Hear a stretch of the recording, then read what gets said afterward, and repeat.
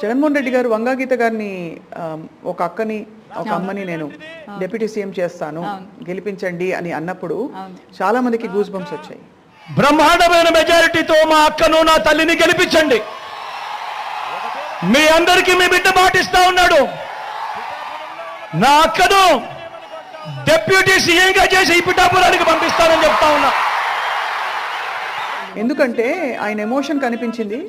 ఆయన ప్రతి క్యాండిడేట్ని ఇంట్రడ్యూస్ చేసిన పద్ధతి చాలా నమ్మకం పెట్టి నా మనిషిని మీకు ఇస్తున్నాను చూడండి అనే చందంగా అనిపించింది. నీకేమనిపించింది శ్యామల?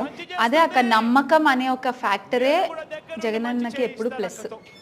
అది ఆయనకి ఆయన అభ్యర్థుల మీద ఉన్న నమ్మకం, ప్రజలకి ఆయన మీద ఉన్న నమ్మకం, అవతల పక్క మిస్ అవుతుంది ఆ నమ్మకం అనే ఒక ఫ్యాక్టరే.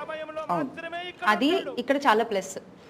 ఆ నమ్మకాన్ని ఇంకాస్త పెంచే ప్రయత్నం చేశారు ఆయన.